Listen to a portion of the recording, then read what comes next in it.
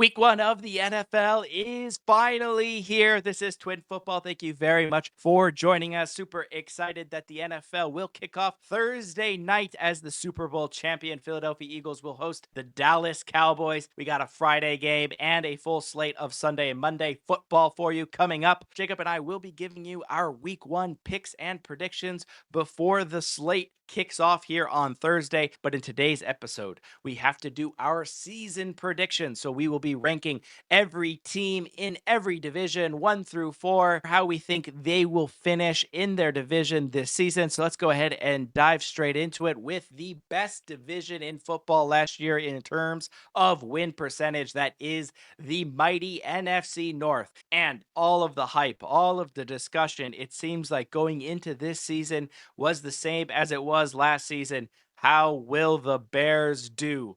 This time, it isn't just because of Caleb Williams entering another season. It is also because Ben Johnson is the new head coach there after his time with the Detroit Lions, leading one of the top 5 passing offense in the league. A great scoring offense all around from the run game to the pass game. He did an absolutely outstanding job, deserved a head coaching spot, and no one is as starved for a electrifying offense than the Chicago Bears. Obviously, all you hear about is no 4,000-yard passer in the history of the Chicago Bears, no 30-plus touchdown passer either for the Chicago Bears in their entire history. Caleb Williams entering year 2, can he get it done? This was a 5-win team last year, predominantly because Caleb Williams, that offensive line, he would hold on to the ball. They weren't able to protect him. 68 sacks last year. That was 3rd most in NFL history. He wasn't really able to push the ball down the field,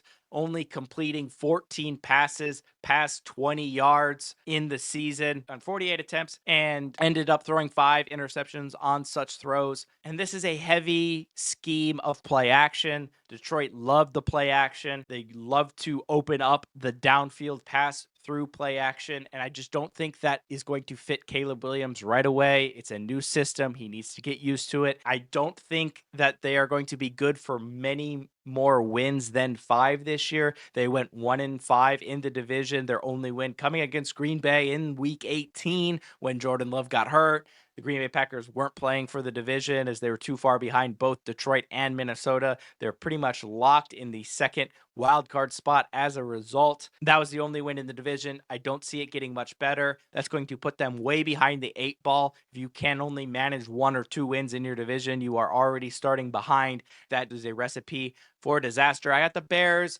I don't believe in the hype. My hot take of the season is they're going to force Caleb Williams to pass the ball down the field too much, and he leads the league in interceptions. I know he only threw 6 last year, but I think they're going to try and change it up on him, and he leads the league this year in interceptions for quarterbacks that start the entirety of the season. Give me the Bears in 4th place. Next up, I have J.J. McCarthy and the Minnesota Vikings. Minnesota getting rid of Sam Darnold. Obviously, Kevin O'Connell is a genius. He loves to pass the football as well. We talk about Ben Johnson, but Kevin O'Connell, no one loves to pass the ball more than him, and boy, is he good at it.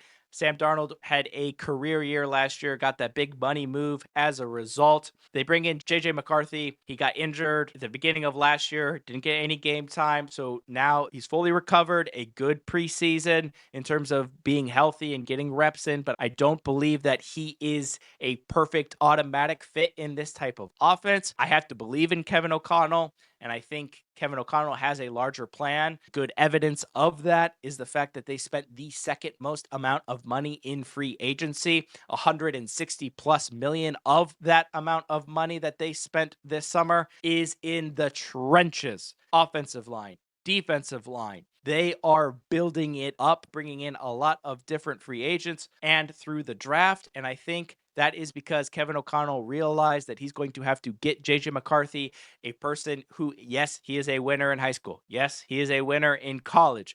He does win football games. He is a great leader, but he is not used to passing the ball that much. In Jim Harbaugh's Michigan offense, it was a run heavy offense. One game in college, Michigan ran the football 20 consecutive times. And I don't care who you are, you clearly do not have faith in your quarterback if you are running the football that many times. I remember a game where JJ McCarthy beat Ohio State having only completed 9 passes in the ball game. He is not going to be throwing it all over the yard. I think Kevin O'Connell knows that. He's going to have to bring him up to speed. Yes, they got Justin Jefferson, who you can throw it really anywhere and he will catch it, but they're going to be running the football. They traded for Jordan from San Francisco to pair with Aaron Jones, the kind of 3-down back there.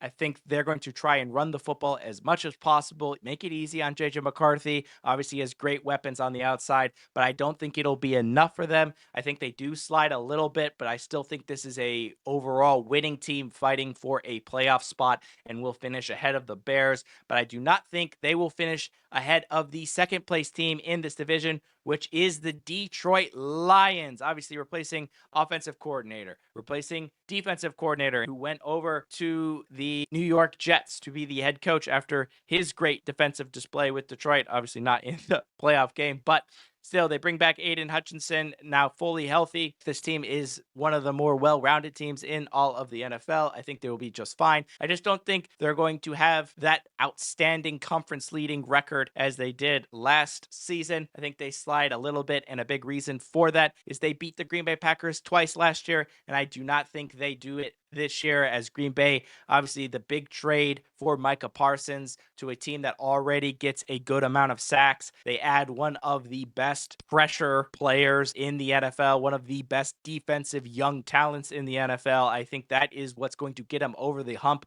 Again, 11 wins last year, a couple more wins, and they are leading the conference, leading the NFL in terms of wins. I think they pick up a win against Detroit this year, maybe split the season series, and that is enough to get them ahead in the division and clinch maybe the top spot in the NFC. Remember, a lot of injuries last year, especially to the pass catching crew and Jordan Love. I don't think they have as bad luck this year. Give me Green Bay to win the best division in the NFC this year. Next up, the NFC South. And rounding out the NFC South last year was the Saints and the Carolina Panthers, both on 5 wins, both absolutely atrocious for large parts of the time in terms of either defense or offense, and sometimes even both. Carolina, the most points ever allowed by an NFL team. Yes, Brown was out all of last season. The season prior, over 100 tackles. They will bring him back. That defense will improve. The Saints get rid of Dennis Allen. They're going to have a whole rehaul. They had one of the worst lucks in terms of injury, quarterback down, wide receivers down, defensive players down, but I just don't think they have it enough. Kellen Moore will be running that offense, but what does he have to use?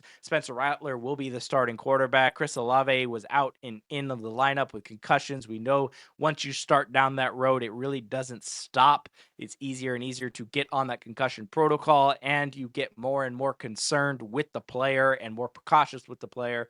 I think the Saints will have a very poor season. I think they finish in last place, followed just barely by the Carolina Panthers. Bryce Young got benched last year, comes back. Second year in this system now, this offensive play calling system, I think is only going to help him in his third year as a quarterback for the Carolina Panthers. They're adding more and more weapons. Chuba Hubbard looks fantastic. The defense can only take a step forward, but how much of a step forward from the worst defense in the history of the NFL? Even if they step up a couple spots and only allow 400 yards against every game, that's still not going to be good enough to get anywhere near the playoff picture, but a huge improvement from last year. So I do expect a step forward for them, and a big step forward here for the Atlanta Falcons as they will take the division. A full starting season, I think, for Penix. Obviously, you have Kirk Cousins still there, who will be fully healthy and maybe can take over if need be. Definitely the best backup situation in all of the NFL to have him come off the bench in case anything happens to Penix. However, I don't think anything will, and that offense is absolutely fantastic in terms of the ways that they can hurt you. Drake London coming into his own, BJ Robinson getting to year 26 and still in the prime of his career, and then Penix able to run the ball. That defense got overhauled over the summer. They just could not get off the field last year. Third down completed, allowing almost 70% completion percentage to quarterbacks. They didn't let up the big play, but they let up every 10-yard pass that you could get. And so they just were not good enough. Their kicking game was also very poor. I think those little tweaks to the offense, to the defense, get them enough wins in a division that Tampa Bay has won 4 straight, but never past 10 wins. If you can get to 10 wins, you will basically be winning this division. I think the Falcons have the best opportunity to do that. I do like Tampa Bay. That offensive line is absolutely fantastic. I do worry, though, Chris Godwin, Mike Evans, older, injury prone. Emeka Buka, I think, will go off, especially week 1. I think he could really push this receptions rookie record. I think he's going to be a great fit for Baker Mayfield over the middle there. We saw what Otton was able to do, the tight end, when the wide receivers were hurt last year. I think Emeka Buka, his route running is going to just feed into Baker Mayfield. But Tampa Bay, too many turnovers last year, too many big explosive plays as well against them. 4-game losing streak. They were letting up 30 plus points. They're susceptible to that. I don't think they're going to get much past 10 wins if they even can. And that's why I like the Atlanta Falcons. NFC West, the biggest jump in all of football will be the San Francisco 49ers winning this division. I think it is more of a consensus at this point. They lost a lot of players on the defensive end. They lost a lot of players even on the offensive end when you look at Deebo Samuel leaving, but they were injury riddled last year. They really didn't have them. They also have the easiest schedule this year. That coaching staff, the playmakers on that team, George Kittle, Christian McCaffrey, Brock Purdy, they're too good to not improve. And I think 10, 11 wins will win you this division this year. And I like San Francisco to win it. And I got the Rams here finishing in second, and I am going with second right now because honestly, I think that they could free fall this year because of injury. Matthew Stafford obviously dealing with a back issue, and I think it's just when that goes because it's only a ticking time bomb, and it's so easy to do a disc in your back and then basically everything is over. And so it's just when that is going to happen and what part of the season. Obviously, Sean McVay, absolutely outstanding coach and is going to be able to cope with it. If it happens early in the season, I think they could fall to maybe third in the division. If it happens later, and obviously Matthew Stafford is a warrior and is going to push through a lot of pain, but if it happens later, they might just fall off at the end and give San Francisco the division, and they will finish in second. Sam Darnold is now the new quarterback of the Seattle Seahawks, a team who had the second best away record last year in all of the NFL, finishing 7-1. That is better than the Kansas City Chiefs last year. And this is a team who touts the 12th man at home, yet their away record was substantially better than their home record. I find that very strange. I don't think that's going to happen again. They got the benefit of some good early scheduling. They played the Miami Dolphins as soon as they lost Tua. They played the Patriots early on. They played the Denver Broncos in Bo Nix's first game. And late in the season, they played an injury-riddled San Francisco team. And I just don't think they're going to get that luck of the bounce. I do love Sam Darnold in terms of what he was able to do last year, but I think I have to see it again with a different play caller when you're coming from Kevin O'Connell, who's just so good on the offensive side of the ball. So I actually have Seattle finishing fourth behind Arizona, who, when you look at them any week, you feel like with that defense, they picked up the quarterback from Michigan who fell in the draft in the first round. I couldn't believe they were so much concerned about his injury. He didn't play much his senior year. We know that, Will Johnson, but he was absolutely fantastic. One of the best cornerbacks in all of college football, and he's showing it in camp already. I think that defense is going to put some turnovers on the board for him. I think that offense takes a step forward with Marvin Harrison in his second year. They get a little bit more chemistry. James Conner, always a workhorse back. They get enough wins, but I don't think it's enough to finish past third in the division. Now off to the NFC East, where we haven't had a repeat winner since 2004 when the Philadelphia Eagles lost to the Patriots in the Super Bowl. Well, the Eagles are coming off a Super Bowl victory this time as the division champions. Can they repeat this year? I don't think so. I got Washington taking over of the Eagles. I love the Eagles roster construction every year. It seems like they lose pieces and then they pick up pieces that just work and fit, and they have a great run game. They have a great pass game. They just have it all. I don't think there's necessarily a Super Bowl hangover. I just think Washington is building, is on the rise, and I think they are able to get over the hump a little bit here because Philadelphia is going to get everyone's best shot. I don't think the Giants or the Cowboys are going to give any sort of shot, really. The Cowboys' best option is to just score 50 points a game because that defense is going to be a sieve. The Giants, on the other hand, are just going to have to pray to score some offensive points because that defense, that front four, could be the best in the NFL. I think they will be pretty stout. I think that's the reason why they finish ahead of the Dallas Cowboys this year, because I love CeeDee Lamb, I love Dak, I love George Pickens. I think this offense is going to rival the Cincinnati Bengals in terms of how much offensive air yards they can put up. But that defense has nothing to lean on anymore, and it's just not going to be enough. Dak's injury history isn't going well. It is on the decline, and I think once you take him out of it, it's a free fall. They don't have any run game either to help balance it out.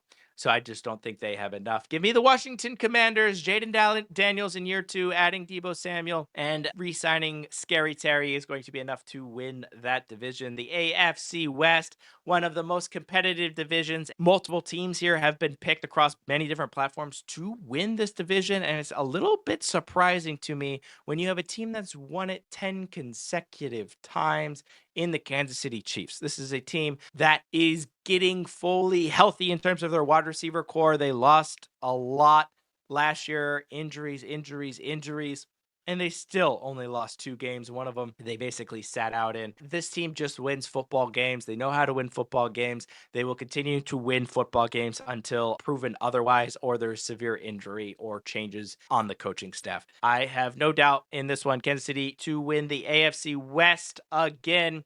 And now the big battle here for me is who's going to finish second. I think the defensive additions for Denver, bringing the 2 guys over from San Francisco, hopefully they can stay healthy. Bringing over Evan Ingram from the Jaguars as the tight end to help out Bo Nix over the middle of the field is going to be enough for them. A top 5 offense, a top 5 defense in Bo Nix's second year, I think is guaranteed, and enough to finish in second in the division. The loss of Slater for the Chargers on the offensive line, a team that under Jim Harbaugh, we saw it everywhere he goes. Offensive line, run the football with an offensive line that is the best in the sport, and you take a big hit with the loss there, and you're bringing in a rookie running back. We'll see how it goes. Obviously, Justin Herbert is fantastic and a great quarterback to lean on when you're not trying to run the football.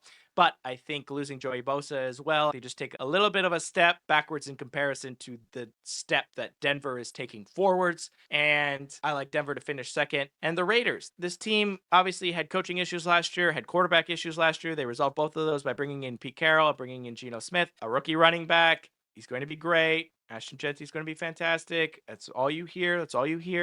I don't know about that offensive line. I don't know about really much outside of that in terms of weapons. The defensive side of the football is going to be okay as well. And you compare them to these other 3 teams in the division, I don't know how the Raiders are supposed to really compete in the first year with Geno Smith and Pete Carroll taking over and trying to overhaul this roster, overhaul the culture of losing so many years in a row in Vegas. Give me the Raiders to bottom out the division. On to the AFC East, probably most clear division winner in the entire NFL here, the Buffalo Bills. Who is going to take somewhat of a step forward? Can the Dolphins stay healthy, get that passing game back, get Tyreek Hill back into the fold as he is no longer a captain after his kind of outrage over wanting to be traded, not wanting to be traded, off the field issues? Tua, can he stay healthy? Can the Jets recover from the Aaron Rodgers debacle? New head coach under Aaron Glenn. Can the Patriots rebound now here in another year with Drake May? Vrabel takes over as head coach. Everyone's very high on Trevion Henderson. He's a great run blocker, a great pass catcher, a great runner overall in terms of not losing the football, keeping you on schedule, a great running back. I think he can evolve with Drake May. He can evolve with that offensive line. One of the teams in the better half of the NFL on the defensive side of the ball, especially under Vrabel. Which one of them is going to take a step forward to claim second spot in this division? And for me, it is the Miami Dolphins. I think they have a system already there, and with all of these picks, I've kind of leaned a little bit more in that direction. I love new, I love overhaul, but it takes time. You can't just expect things to click right away, especially with using young pieces or inexperienced pieces in the equation as well. The Dolphins' biggest issue last year was injury and playing on the road in the cold. Eventually, you're going to put some things together. Is it going to be enough to beat the Bills? No, I do think they do get Achan going. Tua will be giving the ball off a little bit more. They have an offseason to rework things to help save him from his health, work on different things. So I like the Dolphins in second there, followed by the Jets. I think people forget that this Jets defense was still very good the first half of the year before Saleh got fired. They obviously bring in a defensive head coach again, but this time gets a preseason to really work on things. They're not changing midseason. So I think they will be overall, if you average out the two halves of last year when they fired Saleh, they kind of dropped, but with him, they were good. I think they'll be in between those the entirety of the season. And Sauce Gardner, we know what he can do in an AFC that you have to be able to defend the pass with all of these teams out there. So I think that's enough. And the Patriots are just going to be a solid, steady team, maybe hard to beat, but I think they'll be there or thereabouts in many games, but I just don't think it'll be enough. Patriots round out the bottom of the division. AFC South, another one of those kind of up for grabs divisions. You've seen teams ranked first that are also ranked fourth in other spots. For me, I think that the back end of the Texans defense, as well as that defensive line, really, but really the back end is going to be good enough with that passing attack. The running game took a hit with some injuries, but give me the Texans to repeat here. I think there's just too much change, too much newness on all these other teams, even though it's exciting, like Jacksonville Jaguars getting Cohen over there to revamp that offense with Trevor Lawrence. Can he finally be as promised? Tennessee, obviously getting the number one overall pick, picking Cam Ward, but can they overhaul a team that has been finishing near the bottom of the league in terms of offense? Can they just overhaul it and get enough? I don't think so. The Colts obviously starting Daniel Jones now as Richardson. They've given up on. His attitude doesn't seem right for me as well. So I do think that's a good choice to move on from him. Daniel Jones, I don't know about though. So give me Jacksonville to improve and finish here in second place. I do like the Colts offensive line with Jonathan Taylor, so I'll take them third. And Tennessee is going to just start getting the pieces together. We're going to see flashes, and I think they're still good for the Tennessee Titans to come, even though they will finish bottom in the division. There is a building block here that needs to be set, and that is Cam Ward getting into the NFL and getting used to playing NFL style football. And last but not least, the AFC North, which had the distinguished honor of being probably the toughest division in all of football for many years there, especially in terms of picking a winner. Bengals defense kind of fell off. The Pittsburgh Steelers offense kind of fell off.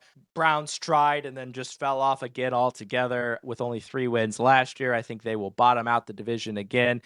40 quarterbacks for the Browns since 1999. They had a 5 QB race over the summer, and that really tells you all you need to know in terms of their confidence in an offense moving forward. Nick Chubb is now gone. Obviously, he tore his ACL about 18 months ago. Got back in the middle of last season, but just couldn't get up to speed. Jerome Ford is going to be the workhorse of this offense. Joe Flacco is going to be relied on. We'll see what they can do. Obviously, Myles Garrett, one of the highest paid non-quarterbacks in the NFL now, is going to be enjoying his money, but don't see much from the Browns this season. Now it is up. Can the Bengals defense match its offense? And can the Steelers offense match its defense? And for me, I think the Bengals defense, after bringing back Golden, who was the Notre Dame defensive coordinator last year, bringing him back now, who is very familiar with the Cincinnati Bengals organization. Al Golden was part of that team that made the Super Bowl a couple years ago, bringing in some new pieces, re-signing